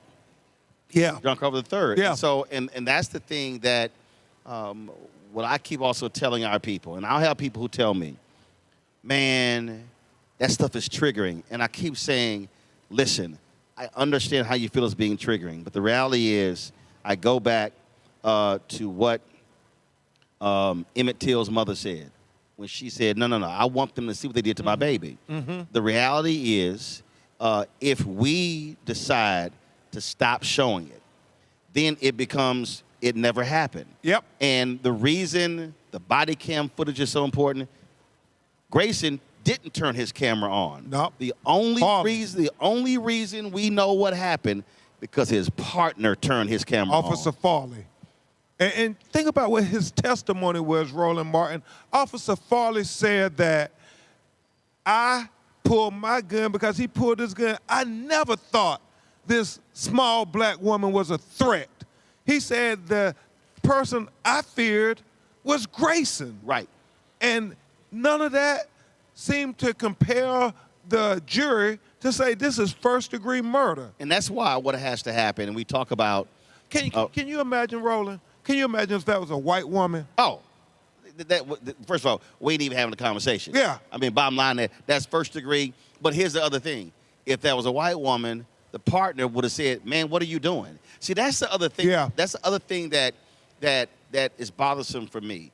In those moments, where does the cop with common sense go? Man, holster your weapon. Yeah. Put the gun down. That's what has to happen. Yeah. But and there's some case videos out there where a cop checks another cop, but it's rare. They will stand back and allow somebody to beat somebody knowing it's not right. Well, I didn't want to intervene. You got to intervene at the moment. Yeah, and you know, Roland, that's deep what you say, and we've been covering these now for almost 13 years. Yeah, Trayvon was 2012. Yeah, but you know, we covered a couple before that. You remember Martin Lee Anderson boot camp case? Yep. The reason why I think so many cops hesitate from intervening, because then they turn on them. Yes. I mean, you remember the sister up in Buffalo, New York? Yep. Stopped the cop for beating the black man, and then she got fired, lost her pension. Yep. I mean, it's, as they often say in the neighborhood, the baddest gang in town is the boys in blue. Yep. And so it all goes down to this here, Roland. We got to keep covering it, because we got to show up to that courtroom, show that judge that Sonia Massey life mattered, that she was loved, that her children deserve justice, and look him in his eye and dare him to do a downward departure, because that's what they're asking for. We were here at a technology conference, and the reality is, if it's not for technology, if it's not for citizen cameras, if it's not for body cameras, we would have more cases of cops lying. Yep. Walter Scott. Yes. We would have cops lying on the reports. George Floyd. My life was in danger. Yeah. They pulled a weapon out. Yep. But because of technology, it's hard for them to counter. In Chicago, probably Laquan McDonald. The cops were breaking the dash cams, the antennas, because they did not want it recorded. Yep. And so that's what we know in New Orleans. I remember the case where the cop turns the camera off. Turns the camera off before he gets it, because he knew what he was about to do. And so, and I keep saying, the technology has to protect numerous folks. Yeah, and Roland, it's deep, because you go down a rabbit hole. I think about technology, and I remember when George Floyd said, what was the difference between Rodney King and George Floyd? It was that the Apple iPhone camera got a lot better, and we got to see George Floyd vivid, graphically, firsthand. But then I'm so happy you brought up that we're at AfroTech. We got called, and I don't know whether it's a case or not, but I'm still going to fight, even if we don't make a dime. The young brother who the AI bag of Doritos, and they thought it was a gun, and then they go accost and throw him down. How many brothers and sisters are going to get wrongfully convicted because AI still has the human factor? Racism in, racism out. Yeah. So that's why we need AfroTech. Yeah. So we have to be, we have to be absolutely vigilant in this. Not only that, with AI, it could claim you committed a crime when you didn't. Yeah. And so when we talk about criminal justice, social justice reform, it has to happen there. And so we can't afford a day off. We can't afford to say, man, let's just step away from it, because in the case, that brother could have lost his life over a bag of Doritos. Yeah. Yeah. And Roland, that's why you're going to be so busy, brother. And I love you, man. You know that I tell you every time how much I respect you for having black-owned media that tell our stories unapologetically, because right now we're going through a wave of white supremacy that I've never seen. And just like they have beliefs in their white supremacy, we have to be unapologetic defenders of black life, black liberty, and black humanity. And that's what you do every day, every show, every location. So, man, keep that roll machine moving. Yeah, you know we're going to do it. It's sitting right out there right now. It's a perfect example. Last point, I saw this the other day. I guess Jake Tapper was doing some interview claiming that, well, the reason Gen Z is more conservative is because they had BLM and Me Too being shoved down their throats. That's why they're more conservative. And I'm sitting there going, no, Jake, you got that wrong. What you don't understand is that if you are Gen Z, that means you between 13 and 25, that your parents did not like. I keep reminding these people, the Black Lives Matter protest was the first time in American history a black-centered protest a majority of Americans approved. And what happened was you had folks who did not like that young white folk, and Latinos and Asian Americans were responding, and they attacked BLM in 2021. It was CRT in 2022. It was woke in 2023, and it was DEI in 2024. And so they've been inundated by saying how awful that was. So I was like, Jake Tapper, you know what the hell you talking about? The reality is BLM woke a lot of people up. Trayvon woke a lot of people up. Jenna 6 woke a lot of people up. But you have adults who do not want these young white kids to be socially conscious about what's happening to black bodies.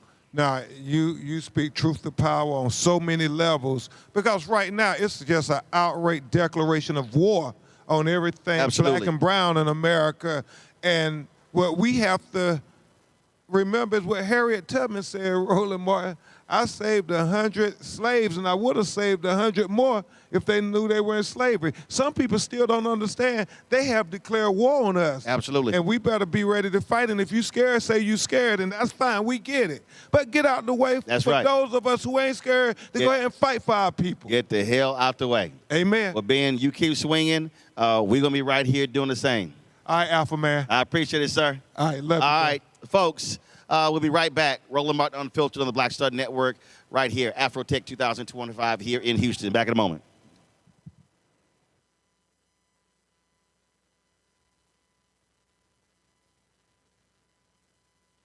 Next on the Black Table with me, Craig Carr. Why the America we live in today is not what the founders intended or what they outlined in the Declaration of Independence and even the Constitution. Professor and author Kermit Roosevelt will join us to talk about his book, The Nation That Never Was. How history was misinterpreted, the intent and realities of America's beginnings, and missed a much better story in the process. So if you have to pick some group to marginalize, I think it should be the people who are against equality. That's next on The Black Table, right here on the Black Star Network. Hey, I'm Mark Morial, President and CEO of the National Urban League, and I'm watching Roland Martin Unfiltered.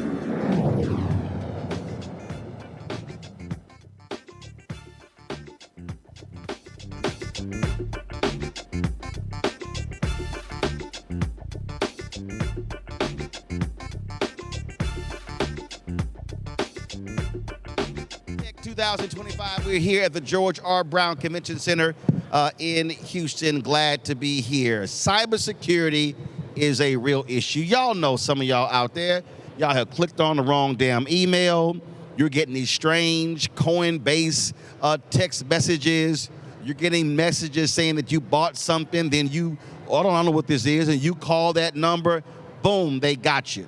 And so it's really important in today with technology that we protect ourselves at all costs. And my next guest is someone who knows a little bit about that. She is the founder of Peachy Geek, Dakota McDonald. How you doing? Doing really well, Roland. How are you? Great. All right, so first of all, how did you get involved in cybersecurity? Did you stumble into it, or did you say, you know what, you were 6 years old, I really want to do cybersecurity? Yeah, I don't come from a family that knows much about security, but my family did know a lot about hard work, and I got my start doing a lot of service work as a firefighter EMT. And that gave me that penchant for being, of service to other people. And I've always been interested in technology. And so my, path sort of led me to cybersecurity, being able to be of service. But I'm a creative at heart as well. And so that's kind of where Peachy Geek came from. Well, first of all, it's crazy now. I mean, literally the scams, everything. We were talking yesterday. And, I get this message saying a WhatsApp account was created. And I'm sitting there going, well, how in the hell can you create a WhatsApp account with my phone number? And all these different ways. And scammers, technology has made scamming so easy. We thought the phone call scams and the email scams were crazy. Now with phones, texts, and now all the social apps, talk about how really wild it is, and how for folks like you, it's constantly trying to stay a step ahead of these folks. Yeah, absolutely. With the rise of AI, it's really easy to create different schemes to get people's credentials, get their name, image, and likeness. And more importantly, too, get your time and attention. And in a lot of ways, with the rise of AI, it's getting harder and harder to spot, those different phishing attacks, as we call them in the security world. A couple of different ways that you can protect yourself, but as that's getting harder, you can utilize, AI to be able to help you with that. Different things that you can spot. For instance, the link itself, does it look like a reputable link? The sender, is that somebody who you're familiar with? Yeah, I get those, especially the people who invite on podcasts. And so, again, you're looking at the markers. It's like, Dear Roland Martin, okay, right there. And it's always the same form. So what I do is I'll click the email, and I'm like, Chelsea Handler's show is not sending me an email from some Gmail account. Absolutely. And then a lot of these folks I know. So I think one time I got an email from the Joe Budden podcast. So I text Joe, Breakfast Club. I text Envy or Charlemagne. So it's happened so many times. And because it's a form, now I laugh every single time. And then what gets me is the third email. You didn't respond. No, dumbass, I didn't respond because you're not real. Right. And you're not doing a really good job at trying to convince me of it either. Right. But you bring up a good point of trust but verifying. So reaching out to the people who you know and saying, did you send me this? A lot of ways, that's the best way to protect yourself, is tapping into that verification. But also just study the forms that they use. And so wait a minute. This email looked the same as 4 other emails I got. Nah, that says, and then of course, anytime when the email, when it's Dear Roland Martin, nobody sends an email with the full name. No. And so they're just things like that I'm always looking at. And what I said to you yesterday was, when something comes up, my first response is not to press. Right. The first response is, this look kind of fishy. So now I'll check the email, I'll check all these different things, and I will never click anything in that email because that's going to take you somewhere else. Right, and like we talked about, it takes your time, it takes your attention, but you bring up another great point of being able to look at those behavioral-based indicators of how people communicate. Threat actors, as we call them in the security world, they tend to be a little bit more formal in that way of addressing you, because they don't want to set off any alarm bells, But as humans, we have that natural sniffer that we can identify whether or not something is suspicious or malicious. But like we said, it gets harder and harder with AI to kind of keep on top of that and identify. So it's an ever-evolving process for both sides. But I think as we see threat actors get more and more sophisticated, get more and more creative, because that's only natural, we'll see technology, be able to cushion that blow with humans ourselves being able to be more educated on these different concepts of security, like phishing and getting links over social media, which is a really big breeding ground for cyber-based attacks, because they want your credentials, they want to assume your identity, be able to speak on your behalf. And you got to be as stringent as possible to knock it out. You get a DM. Hey, there's a security issue. Click this link, and then if you click it and you open it up, and it's username and password. I say all the time, the moment you click anything and it's asking for a username and password, stop right there. Right. And also too, being able to look into, you brought up another good point, all elements of that email. So the sender of the email, the domain of it. If I'm getting an email from Microsoft, let's say, for instance. Right. But this is coming from a Gmail account, I know that's not legitimate. Right. And also, too, I shouldn't be receiving an email at 2 o'clock in the morning, to give any sensitive information, no banking details, nothing like that. I'm not giving any of that government-related information. Right. Yeah, to somebody I don't know, especially on the internet. And so share with folks how you take Apple, you take other companies. They have built-in security features. Google as well. I think I checked.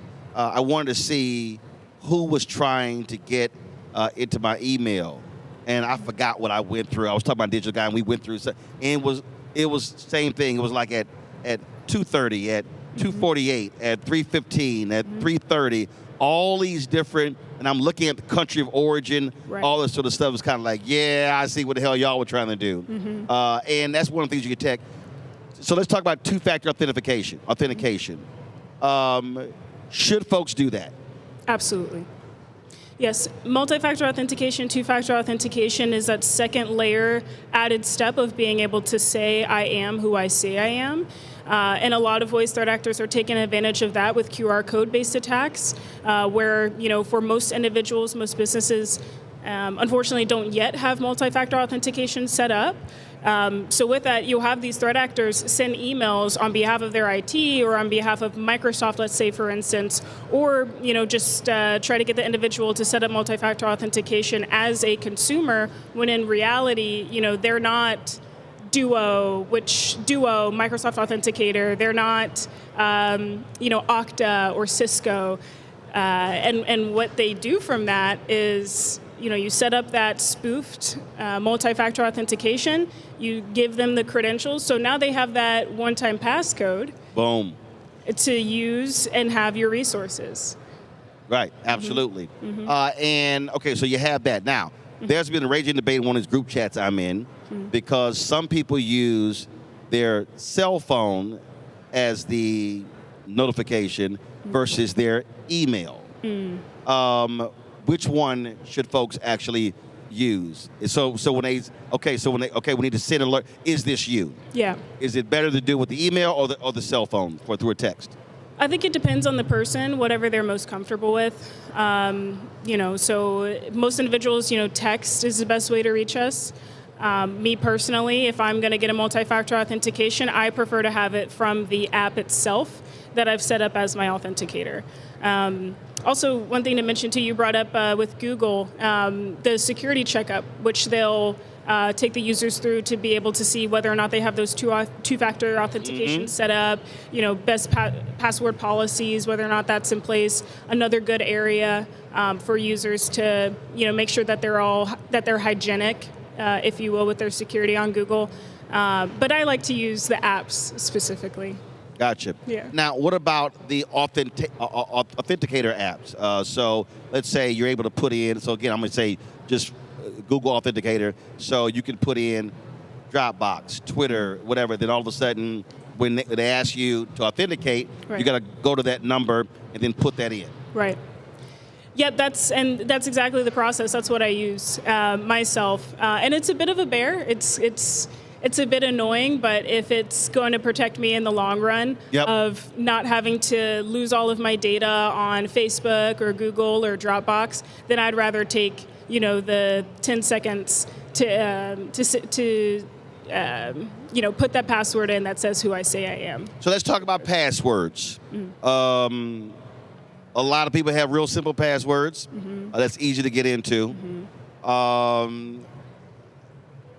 What does it make sense for someone to sit down and come up with a 12-letter password that has exclamation points in it, one in it, ampersand in it, and of course you need to save it so you know what the hell it is. Right. That makes a hell of a lot more sense than just real simple words, things along those lines. Yeah. One thing I would recommend is using Google's password manager. Google is the only one that has one. Apple has it as well, where it'll create very complex special character Apple be like, passcodes. Do you care to use a strong password? Right. And it'll save it automatically to your iCloud account. Personally, that's something that I think is a great option if someone can't think of something, a passphrase, for instance, that they want to use. But in other ways, I highly recommend people to get creative and, think of passphrases to themselves that they like to use, but be unique, because if you think like a threat actor, if you want to get into somebody's account, you're going to think about the things that they're most interested in. You're going to think about their pet names and, what street they grew up on. We all get those security questions for the verification. So personally, for me, I'd rather just, in the day and age of the internet where I have social media and it's easy for people to know what I'm into. Yeah, that's easy. Yeah, I'd rather have something else create my password that's going to be very hard to crack. Absolutely. A couple more questions. One, VPN. Explain to folks what that is.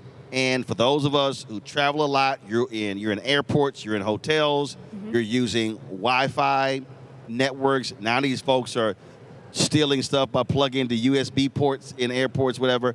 Does a VPN make sense? Well, the person don't explain even what that is. Yeah, so a VPN is a virtual private network, and it creates an encrypted tunnel for individuals to be able to use the internet, use their resources without the information being easily encrypted by a threat actor. Is it a device or is it on the computer? It can be both. It can be on a device or a computer. It's a service as well that can be offered that's available for any type of device. And so if you use a VPN, you're using that to be able to access the internet, and how's it protecting you? Yeah, so it masks your IP. So for instance, if I'm in Chicago and I want to be able to get on Netflix and watch something that's maybe based in another country, I can utilize a VPN and select the country that I want to, mask that I'm from, and be able to watch whatever TV show or movie that I want to do. That's in a nutshell what VPNs are. Okay. Any other basic principles that people need to be utilizing to protect themselves when it comes to cybersecurity? There's a couple of things. One, I think cybersecurity falls back on, like I had mentioned previously, having that trust, but the verification of the information that you're reading, what you're taking in. Is it legitimate? Is it, is that integral, or does that information, is it authentic is the word that I'm looking for. Cybersecurity starts with ourselves, making sure we're doing the best we can to be protected. And little things of setting a multi-factor authentication for your social media accounts, for having the default not to click on links, no matter where they're delivered to. Right. Social media or email. Those are likely the biggest things you can do. And especially when it comes to the cell phones as well. You see a phone call that you don't know who it's from, don't answer it. Yeah. Because they're hoping they want to record you saying hello. Right. And because now, we're operating now with AI, and they want to be able to mimic your voice, because sometimes folks use their voice to be able to access their accounts, stuff like that. Right. Absolutely. All right, then. Yeah. Well, Dakota, we certainly appreciate it. Thanks a bunch. And great tips. Yeah. Thank you so much for having me. Thank you. Folks, that is it for us tonight from AfroTech. We got lots more content we're going to be sharing with you on tomorrow. But that's it for us. And I am actually going to be speaking tomorrow night. We have a guest host tomorrow. I'm speaking tomorrow night, giving the keynote speech at the National Panhellenic Convention happening here in Houston. So I look forward to giving that speech on tomorrow night. I might see y'all in Atlanta on this weekend, the National Association of Black Journalists. We got our board meeting there, so I'll be in Atlanta for the weekend. Don't forget Monday. We got 2 shows on Monday, 11 special edition, y'all, 11:30 a.m. to 1:30. We're going to be live from Suffolk, Virginia. We're going to be, of course, focusing on the Virginia races. Then Monday night, we're going to be live from Virginia Beach, 6 to 8 p.m. Eastern. You don't want to miss that. So, again, live in Suffolk, 11:30 a.m. to 1:30 p.m. Monday, live Virginia Beach, 6 to 8 p.m. Then, of course, election night takes place on Tuesday. We're going to be broadcasting live as well. We have live coverage right here on Roland Martin Unfiltered. So lots and lots and lots to uncover and unpack, folks. We appreciate Morgan DeBond, the whole team at Blavity and AfroTech for their hospitality. It's been great covering this over the last few days. And so, again, we met some great people, got some great content as well. Folks, don't forget to support the work that we do. Join our Bring the Funk fan club. Your dollars make it possible for us to do the work that we do. If you want to contribute via Cash App, use the Stripe QR code. You see it right here, bottom left-hand corner. PayPal is R Martin Unfiltered. Venmo is RM Unfiltered. Zelle, Roland at RolandSMartin.com. Roland at RolandMartinUnfiltered.com. You also, of course, check some money order. Make it payable to Roland Martin Unfiltered, P.O. Box 57196, Washington, D.C., 20037-0196. 6. Download the Black Star Network app, Apple phone, Android phone, Apple TV, Android TV, Roku, Amazon Fire TV, Xbox One, Samsung Smart TV. You also, of course, be sure to get a copy of my book, White Fear, The Browning of America's Making White Folks Lose Their Minds, available at bookstores nationwide. Be sure, of course, to also support get our Roland Martin Unfiltered Black Star Network swag.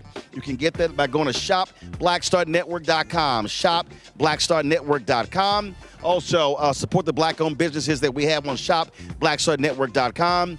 By going to our marketplace. So all those products you see are black-owned companies right there on Marketplace. And so you see all the products there on the desk. Get all those products right there, shopblackstarnetwork.com. And, of course, also support fan base. They've raised now $13.5 million. They're $3.5 million away from hitting their Series A goal of $17 million. If you want to invest, go to startengine.com/fanbase.